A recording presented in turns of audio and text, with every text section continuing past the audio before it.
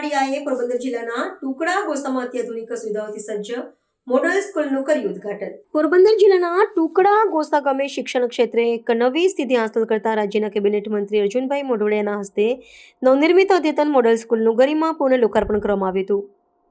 આ પ્રસંગે રાજ્યસભાના સાંસદ રામભાઈ મોકરિયાની પ્રેરક ઉપસ્થિતિ રહી હતી। ગ્રામીણ વિસ્તારના બાળકોને પાયાથી જ ગુણવત્તાયુક્ત અને આધુનિક શિક્ષણ મળી રહે તેવા ઉમદા હેતુ સાથે આ શાળાનું નિર્માણ કરવામાં આવ્યું છે। લોકાર્પણ બાદ મંત્રીશ્રી અને મહાનુભાવોએ નવનિર્મિત શાળાના ખંડો અને શૈક્ષણિક સુવિધાઓનું નિરીક્ષણ કર્યું હતું। કાર્યક્રમ દરમિયાન ઉપસ્થિત જનમેદનીને સંબોધતા કેબિનેટ મંત્રી અર્જુનભાઈ મોઢવાડિયાએ શિક્ષણના મહત્વ પર વિશેષ ભાર મૂક્યો હતો। તેમણે સ્પષ્ટ શબ્દોમાં જણાવ્યું હતું કે જે ગામમાં શાળાઓની સ્થિતિ સારી ન હોય ત્યાં વિકાસ શક્ય નથી।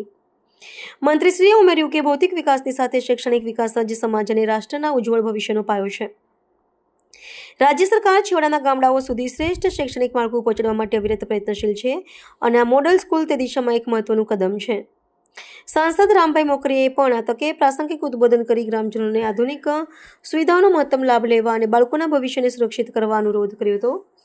આ કાર્યક્રમમાં સ્થાનિક અગ્રણીઓ, શિક્ષણ વિભાગના અધિકારીઓ અને મોટી સંખ્યામાં ગ્રામજનો તેમજ વિદ્યાર્થીઓ ઉપસ્થિત રહ્યા હતા।